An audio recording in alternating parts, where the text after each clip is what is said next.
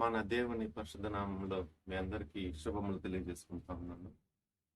ప్రార్థించుకుని దేవుని వాక్యమును ధ్యానం చేసుకుని.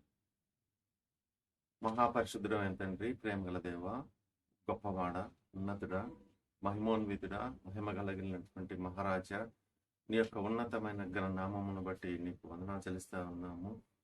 నువ్వెంతగానో ఆరాధనీయుడవు, నిత్యము పూజనీయుడవు, అంత ఉన్నతమైనటువంటి వాడవు ప్రభు, సృష్టికర్తవు, ఆది అంతము లేనటువంటి వాడవైనటువంటి నీకు కృతజ్ఞతలు. మేమందరము కూడా నీ యొక్క దయ కలిగినటువంటి జీవపు మాటల కోసం వేచి ఉండగా దయచేసి మీరు మాతో మాట్లాడమని యేసుక్రీస్తు నామములో వేడి ప్రార్థిస్తున్నాను తండ్రి, ఆమేన్. పౌలు కొరింథీయులకు రాసిన పత్రిక 9వ అధ్యాయము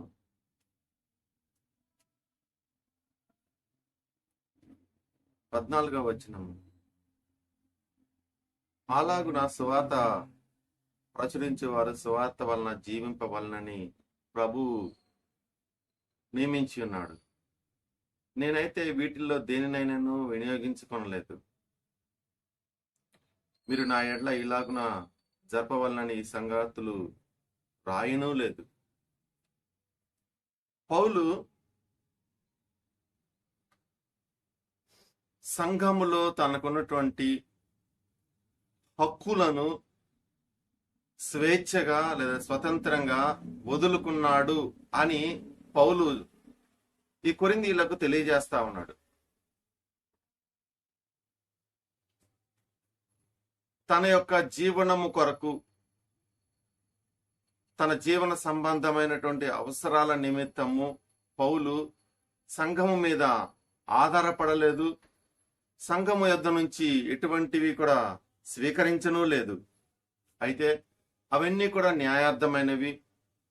పౌలు వాటన్నిటినీ కూడా స్వీకరించడానికి అర్హుడు, 100% యోగ్యుడు. అయితే న్యాయపరమైనటువంటి హక్కులను గురించి మాట్లాడుతూ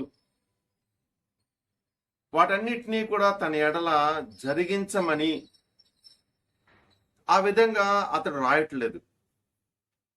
అంటే నేనైతే వీటిలో దేన్నైనా కానీ వినియోగించుకోలేదు, మీ వలన నేను జీవనోపాధిని అంటే జీవనమును మీ వలన అంటే మీ వద్ద నుంచి పొందినటువంటి ప్రయోజనాల వలన నేను నా యొక్క జీవనోపాధిని నేను జరిగించుకోనట్లేదు. కానీ నేను మీ వద్ద నుంచి నేను ఏమాత్రము కూడా న్యాయపరంగా వచ్చేటువంటి ఏవి కూడా నేను స్వీకరించలేదు. మందను కాచి మందపాలు తాగని వాడేవాడని ప్రశ్నించినటువంటి పౌలు ఆ విధంగా ప్రశ్నించేటువంటి ఉద్దేశము తన ఎడల జరిగించాలని కాదు. అవన్నీ కూడా తన జీవనం కొరకు ఆ సంఘము ఏదైనా కానీ ఇవ్వాలని కాదు. అందుకే అదే చెప్తా ఉన్నాడు, మీరు నా ఎడల ఇలాగున జరపవలనని ఈ సంగతులు రాయనూ లేదు. ఆ విధంగా నా ఎడల జరిగించాలని నేను రాయట్లేదు. ఎవడైనాను నా అతిశయమును నిరర్ధకము చేయటి కంటే నా మరణమే మేలు. పౌలు దాన్ని అతిశయంగా భావిస్తా ఉన్నాడు. ఇంకా చెప్పాలంటే పౌలు వారికి భారముగా ఉండకుండా ఉండు నిమిత్తము, అంటే సంఘం మీద తను ఎటువంటి భారము పెట్టకూడదు. సంఘం మీద తన యొక్క బాధ్యతను నెరవేర్చేటువంటి క్రమంలో సువార్తను ప్రకటిస్తూ అనేక మందిని క్రీస్తు యొద్దకు నడిపించేటువంటి ఆ క్రమంలో సంఘానికి భారముగా ఉండకూడదని చెప్పి ఆ ఉచితముగా సువార్తను బోధిస్తూ దాని యందు పౌలు ఆనందిస్తా ఉన్నాడు. దాని యందు పౌలు సంతోషిస్తా ఉన్నాడు. అంటే తను సువార్తను ప్రకటించి అనేకులను ప్రభు యొద్దకు నడిపించేటువంటి ఆ విషయమే పౌలుకి గురిగా ఉన్నది. దాని గురించి అతడు ఆలోచిస్తా ఉన్నాడు. న్యాయార్థముగా సంఘం యొద్ద నుండి వచ్చేటువంటి ప్రయోజనాలను పౌలు వాటి గురించి ఏమాత్రం కూడా ఆలోచించలేదు. ఇంకా చెప్పాలంటే ఉచితంగా చేయడానికి చాలా సుముఖంగా ఉన్నాడు, ఉచితంగానే చేస్తా ఉన్నాడు. దాంట్లో అతడు సంతృప్తిగానే ఉన్నాడు. నేను ఆ విధంగా ఉండుట విషయంలో నేను చాలా సంతృప్తిగానే ఉన్నాను. నేను ఎటువంటి ప్రయోజనాలను, కీర్తిని, ప్రతిష్టను ఏమీ కోరుకోవట్లేదు. నేను నాకివ్వబడినటువంటి దేవుడు నా మీద మోపినటువంటి భారం ఏదైతే ఉన్నదో అదేంటంట, సువార్తను ప్రకటించవలసినటువంటి భారము. దాన్ని మొట్టమొదటిగా భారముగా చెప్తా ఉన్నాడు, తర్వాత అది బాధ్యత, తర్వాత అది పౌలు దానిని తన యొక్క జీవితంలో భాగం చేసుకున్నాడు. దాన్ని ఇక తను తన యొక్క జీవితంలో అంటే తన ప్రాణానికి కంటే కూడా ప్రియముగా సువార్తను, అంటే దేవుడు ఇచ్చినటువంటి ఆ యొక్క పరిచర్య ఏదైతే ఉందో సువార్తను ప్రకటించుట అనే దాన్ని తన ప్రాణము కంటే కూడా విలువగా భావించాడు. కనుక మిగిలినటువంటి వాటన్నిటిని కూడా పౌలు పక్కన పెడతా ఉన్నాడు, అన్ని సబ్సైడ్ చేస్తా ఉన్నాడు. సాధారణంగా క్రైస్తవులకి ఏంటంటే ఈ జీవన సంబంధమైనటువంటి విషయాలలో ఎక్కువగా గురి ఉంటుంది. దైవ సంబంధమైనటువంటి విషయాల్లో వారు ఏం చేస్తారంటే వాటన్నిటిని కూడా పక్కన పెట్టేస్తా ఉంటారు. న్యాయార్థముగా వారు పొందుకొనవలసినటువంటి వాటిని గురించి దేవుని ఎదుట వాదనకు దిగుతారు. పౌలు అయితే న్యాయార్థముగా తనకు రావాల్సినటువంటి వాటిని పక్కన పెట్టేశాడు. అంటే ఈ జీవన సంబంధమైనటువంటి వాటి విషయాల్లో పౌలు ఏమాత్రము కూడా శ్రద్ధ లేనివాడిగా ఉన్నాడు. అయితే దేవుని యొక్క వాక్య పరిచర్య విషయంలో పౌలు ఎంతగానో శ్రద్ధ కలిగినటువంటి వాడిగా కనపడతా ఉన్నాడు. మనము దేని విషయంలో శ్రద్ధ కలిగినటువంటి వారము మనల్ని మనం పరీక్ష చేసుకోవాలి. మనము ప్రభు దగ్గరికి ఎందుకు వచ్చాము, లేదంటే ఆయన చేత ఎందుకు పిలువబడతా ఉన్నాము, మనము న్యాయార్థమైనటువంటి జీవన సంబంధమైనటువంటి సౌఖ్యాల గురించి మనము దేవుని ఎదుట పోరాటాలు చేస్తా ఉన్నామా, లేదంటే మనుషుల ఎదుట పోరాటాలు చేస్తా ఉన్నాం. ఇది న్యాయం అండి, న్యాయము కాదు. మనము చూడాల్సింది మనం ఏం చేయాలో మనం అది చేయాలి. ప్రయోజనాల గురించి మనము చింతించకూడదు. లాభము కొరకు మనము ఆశించి లాభము కొరకు ప్రార్థించకూడదు. మనం అటువంటి మనస్సు నుంచి విడిపించబడాలి. పౌలుకి అటువంటి మనస్సు ఏమీ కూడా లేదు. నాకు రావాల్సిన అంటే నేను హక్కుదారని చెప్పి పోరాటం ఇక్కడ చేయట్లేదు, కానీ వారు తెలుసుకొనున్నట్లుగా వారికి తెలియజేస్తా ఉన్నాడు. అంటే పౌలు ఎంత నిబద్ధతతో పరిచర్య చేస్తా ఉన్నాడో అనేది కొరింథీ సంఘస్థులు గ్రహించాలి. తను త్యాగము చేస్తా ఉన్నాడు. పౌలు క్రీస్తు దగ్గర నుంచి త్యాగాన్ని నేర్చుకున్నాడు. తను ఏదైతే త్యాగం చేయగలదో దానంతా కూడా త్యాగం చేస్తా ఉన్నాడో ఆ త్యాగము ద్వారా ఆత్మ సంబంధమైనటువంటి ప్రతిఫలము, క్రీస్తు యేసు యొక్క శిలువ వ్యర్థము కాకూడదని అతడు ప్రయాస పడతా ఉన్నాడు. పౌలు యొక్క ప్రయాసం చూసి మనం నేర్చుకోవాలి, త్యాగాన్ని చూసుకొని నేర్చుకోవాలి. మనము తన మనసులో ఈ లోకము ఏమీ కూడా లేదని మనకు అర్థమవుతా ఉన్నది. ఈ లోకానికి అతడు పూర్తిగా మరణించడానికి కూడా అర్థమవుతా ఉన్నది. మనము లోకానికి మరణిస్తే లోక ప్రయోజనాల గురించి మనం ఎప్పుడు కూడా చింతించడం పక్కన పెడితే కనీసం ఆలోచించము. ఏమి ఉన్నది అన్న దాని గురించి మనం ఎప్పుడు కూడా దాని గురించినటువంటి పట్టింపు ఉండదు. నాకేమి ఉన్నది, నాకేమీ లేదన్నటువంటి పట్టింపు ఉండదు. ఆ విధంగా అనేక మంది సేవకులు, సువార్థికులు ఉన్నారు. వారు ఎంతగానో ఆ విధంగా ప్రయాసపడ్డారు. తమ గురించి తాము ఆలోచించుకోకుండా దేవుని యొక్క రాజ్య వ్యాప్తి కొరకు వారు ఏమి చేయగలరు, ఏమి త్యాగం చేయగలరు, ఎంతగా శ్రమ పడగలరు అంతగా శ్రమ పడటానికి వారు ఇష్టపడ్డారు. అంతేకాకుండా ఇంకనూ శ్రమ పడినట్లుగా ప్రభు యొక్క కృప కోసం వారు వేడుకున్నారు. ఎందుకంటే శ్రమలలో ద్వారా తాము శ్రమ పొందడం ద్వారా ఏదైనా కానీ ఎవరికైనా కానీ మేలు కలుగుతుందేమో, తమ యొక్క త్యాగం ద్వారా కొంతమంది ప్రయోజనం పొందుతారంటే దానిని వారు ఇష్టపడ్డారు. మనం ఈ మాటలు అర్థం చేసుకోవాలి. మన గ్రహింపునకు ఈ మాటలను వచ్చినట్లుగా చేసుకోవాలి. మనం ఆ విధంగా ఉన్నామో లేదా పరీక్ష చేసుకోవాలి. అయ్యో, నేను సువార్తను ప్రకటింపకపోయిన యెడల నాకు శ్రమ, నేను ఇది ఇష్టపడి చేసిన యెడల నాకు జీతము దొరుకును, ఇష్టపడకపోయినను గృహ నిర్వాహకత్వము నాకు అప్పగించబడిను. చూడండి, సువార్తను ప్రకటింపకపోయిన యెడల నాకు శ్రమ. ఆ శ్రమ అనేది పౌలుకి జ్ఞాపకం వస్తా ఉన్నది. ఎందుకంటే సువార్త ప్రకటింపవలసినటువంటి బాధ్యత, భారము అనేది పౌలుకి అప్పగింపబడింది. అది అతన్ని దేవుడు పిలిచి అటువంటి పరిచర్య బాధ్యతను అతనికి అప్పచెప్పాడు గనక పౌలు దాని మీద గురి నిలిపాడు. అయితే ఆ గురి నుండి పక్కకు వెళ్తే ఏం జరుగుతుందో కూడా పౌలుకి జ్ఞాపకం ఉన్నది.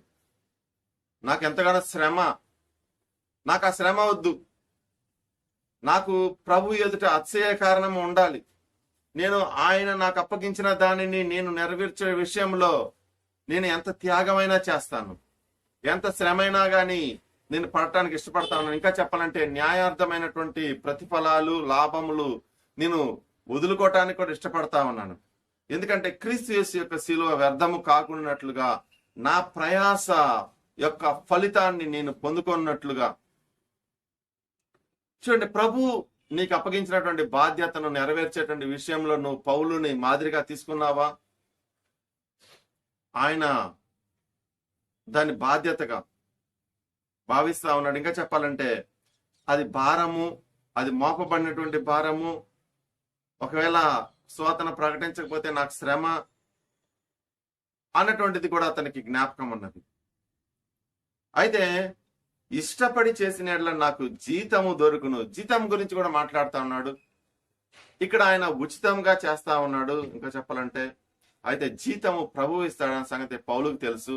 అది తనకి అతిశయ కారణము. ప్రభు ఇచ్చేటువంటి జీతం అతిశయ కారణము. ఈ లోకములో ప్రభు కోసం త్యాగం అవటము, ఇంకా చెప్పాలంటే ఆయన కోసం శ్రమ పడటం అనేది అతిశయంగా భావిస్తా ఉన్నాడు. అందుకనే ఎవడైనాను నా అతిశయము నిరర్ధకము చేయటం కంటే నాకు మరణమే మేలు.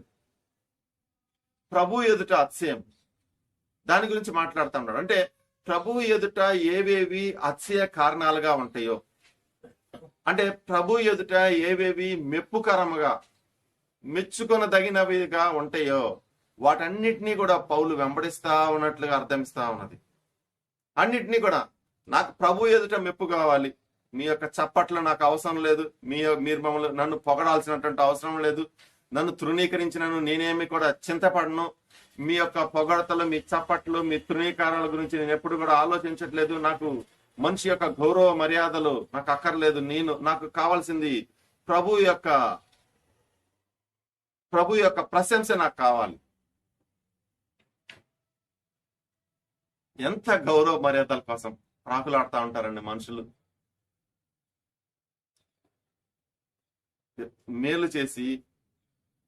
మేలు చేసిన తర్వాత వారి యొద్ద నుంచి కృతజ్ఞతను స్వీకరించడానికి ఇష్టపడతారు. మేలు చేసిన తర్వాత వారి కృతజ్ఞత చెల్లించినట్లయితే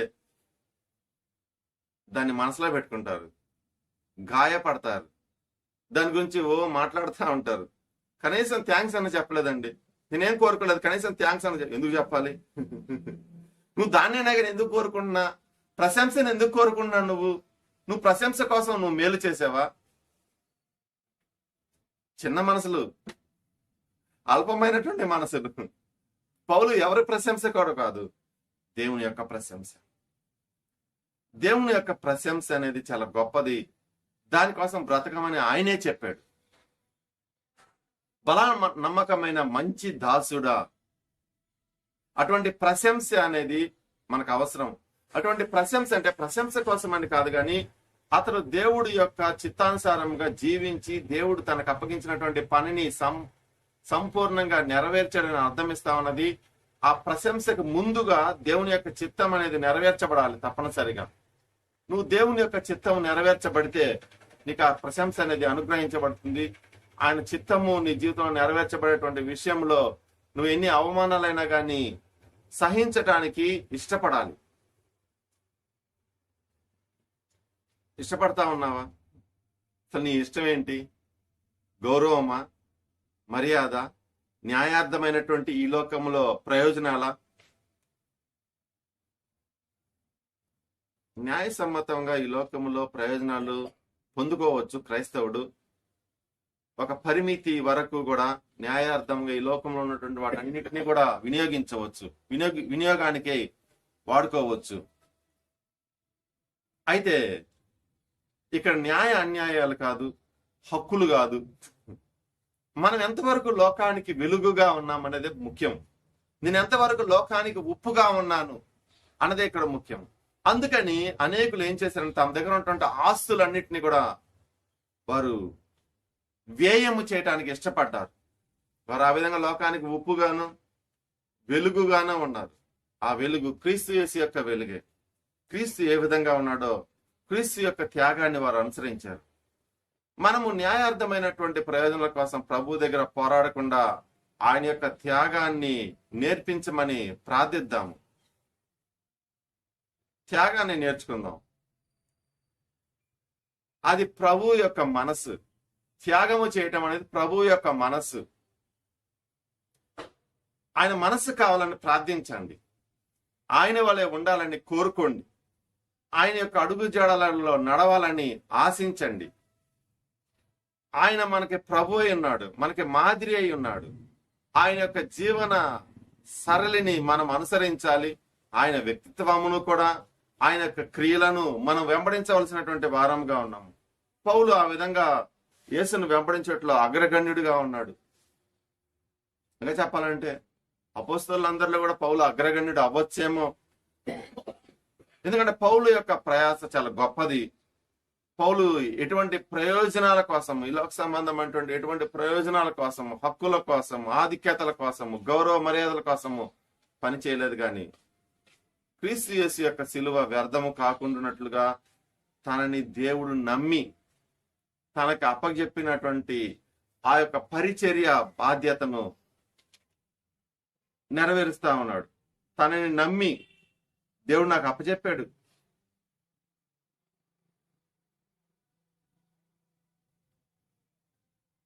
తనకు అప్పచెప్పినటువంటి పరిచర్య విషయంలో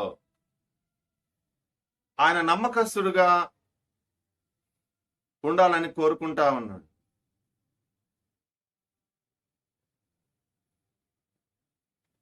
మనము కూడా అదే విధంగా ఉండాలి. మనకు అప్పచెప్పినటువంటి పరిచర్యను మనం నమ్మకంగా చేయాలి. దేవుని యొక్క పనిని చేయటం విషయంలో నమ్మకస్తులముగా మనం ఉండాలని దేవుడు కోరుకుంటా ఉన్నాడు. కాబట్టి ఆ నమ్మకత్వముగా ఉండేటువంటి ఆ క్రమంలో మనం ఏదైనా కానీ లోకంలో కోల్పోయేటువంటి అవకాశం ఉంటుంది. అది త్యాగము ద్వారానో, స్వీయ నియంత్రణ ద్వారానో, మరి దేని ద్వారా అయినా కానీ కోల్పోయేటువంటి అవకాశము. ఇంకా చెప్పాలంటే అది ఆధిక్యత. అది ఆధిక్యతగా భావించుకో. దేవుని నిమిత్తము నువ్వు దేన్ని కోల్పోవాల్సి వచ్చినా కానీ దాన్ని ఒక ప్రివిలేజ్గా, ఆధిక్యతగా, గొప్పగా, అతిశయంగా దాన్ని భావించు. అవును, దాని గురించి ఆయన మాట్లాడతాడు రేపటి రోజున. నువ్వు చేసినటువంటి త్యాగం గురించి దేవుడు మాట్లాడతాడు. ఒకనొక రోజున దానిని ప్రశంసిస్తాడు. నువ్వు ఆయన కోసము నీతి నిమిత్తము నువ్వు ఏం కోల్పోయినా, నీతి నిమిత్తము నువ్వు పొందుకున్నటువంటి శ్రమ ఏదైనా కానీ దానంతటిని కూడా ఆయన ప్రశంసకు తీసుకొని వస్తాడు. అందరికి దాన్ని వెలుగులోనికి తీసుకొని వచ్చి అందరి ఎదుట ప్రశంసిస్తాడు, మెచ్చుకుంటాడు. అంతేకాకుండా ప్రతిఫలం ఇస్తాడు. పౌలు అదే చెప్తా ఉన్నాడు, నేను ఇష్టపడి చేసిన నాకు జీతము దొరుకును. అది ఎక్కడ? ప్రభు ఇచ్చేటువంటి జీతము. ఈ లోకంలో పోరాటాలు చేసి లేదా న్యాయార్థంగా కాదు, ఆయన ఇచ్చేటువంటి జీతం కోసము పౌలు ఎదురు చూస్తా ఉన్నాడు. దానికోసం ఇక్కడ శ్రమ ప్రయాస పడతా ఉన్నాడు. నాకు ప్రభు ఇచ్చేటువంటి జీతమే నాకు అంటే. మనం కూడా అదే విధంగా ఉన్నామా?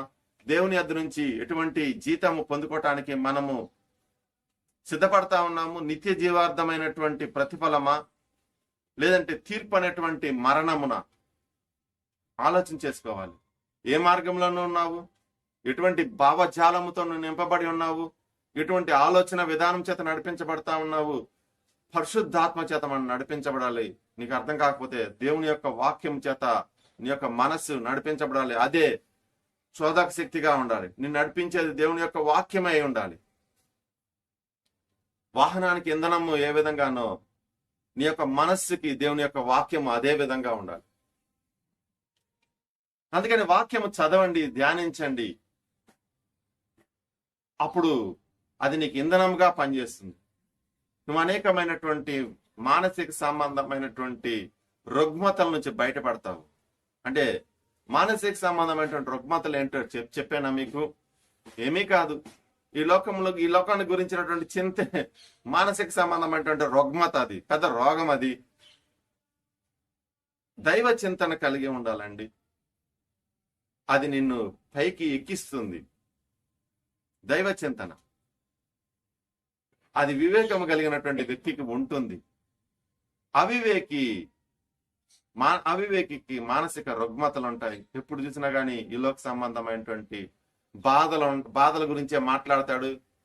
ఈ లోక సంబంధమైనటువంటి కష్టాల గురించి మాట్లాడుతూ ఉంటాడు. వాటి గురించి చింత అనేది ఉంటుంది. బాధల కష్టాల గురించి ఎన్ని మాట్లాడుకున్నా దాని నుంచి నువ్వు బయటికి రాలేవని గుర్తుపెట్టుకోవాలి. బయటికి రాలేవు. ప్రభువుని ధ్యానిస్తే, ఆయనకి నువ్వు అవకాశం ఇస్తే, నీ మనసులో, నీ హృదయంలో నువ్వు బయటపడిపోతావు. నీకు తెలియకుండానే వాటన్ని నుంచి బయటపడిపోతావు. సమస్యలు చాలా వరకు కూడాను మనకి బయట ఉండవు, కానీ మన హృదయంలో ఉంటాయి. అందుకని కొండ అన్నాడు ప్రభువారు. కొండకి ఆజ్ఞాపించాలి. విశ్వాసి యొక్క హృదయంలో లోక సంబంధమైనటువంటి బండలు ఏమీ కూడా ఉండవు. ప్రభు యొక్క వాక్యమే ఉంటుంది. కనుక సమస్యలు అనేవి బయట కంటే కూడా హృదయంలో ఎక్కువగా ఉంటవి, హృదయంలోనే ఉంటవి. కాబట్టి హృదయంలోంచి వాటిని తీసివేస్తే సమస్య అనేది ఏమీ కూడా ఉండదు. ప్రభు యొక్క వాక్యం చేత మనం ప్రతి అడ్డంకిని కూడా జయించవచ్చు. ఈ లోక సంబంధమైనటువంటి చింత ఏం చేస్తుందంటే ప్రభువుకి నిన్ను దూరం చేస్తుంది. ఆయన చెప్పాడు చింతించవద్దని. ఇజ్రాయేలీలో అటువంటి చింత కలిగినటువంటి వారై ఆయన యొక్క కోపాగ్నికి గురయ్యి నశించారు. ఈ అరణ్యంలో మాకు ఆహారం పెట్టగలడా ఆయన? ఇటువంటి అరణ్యంలో మాకు నీళ్లు ఇవ్వగలడా సమృద్ధిగా అని చెప్పి వారు ఆ విధంగా సనిగారు. అది వారికి సమస్య. ఆహార చింత, నీటి గురించినటువంటి ఆలోచన దేవుని యొక్క కోపాగ్నికి గురయ్యారు. కనుక అది అవిశ్వాసమే కదా. ప్రభు వారితో ఉండి ఎన్నో అద్భుతాలు చేశాడు కదా. చింతతో నువ్వు ప్రార్థన చేస్తే ప్రభు యొద్ద నుంచి నువ్వు ఏమాత్రము కూడా మెప్పును పొందుకొనలేవు. ప్రభు నీ ప్రార్థనను బట్టి సంతోషించలేడు. విశ్వాస సహితమైనటువంటి ప్రార్థన నిన్ను కష్టాల నుంచి బయటికి తీసుకుని వస్తుంది. అంతేకాకుండా దేవుని యొక్క జోక్యము నీ జీవితంలో చేయనట్లుగా ఆ ప్రార్థన దోహదపడుతుంది. అది విశ్వాస సహితమైనటువంటి ప్రార్థన. ప్రభు నాకున్నాడు, ప్రభు నాకున్నాడు, ఏమైతే అయితే ప్రభు నాకున్నాడు, ఆయనే నన్ను ఒడ్డుకు చేరుస్తాడు. చాలా నేర్చుకోవాల్సినవి ఉన్నవి దేవుని బిడ్డలారా. మనము సత్య గ్రంథాన్ని పరిశుద్ధాత్మ సహాయముతో, అంతేకాకుండా సత్యమును అనుసరించాలనేటువంటి సదుద్దేశముతో, హృదయపూర్వకమైనటువంటి వాంఛతో నువ్వు దేవుని యొక్క వాక్యమును చదవాలి.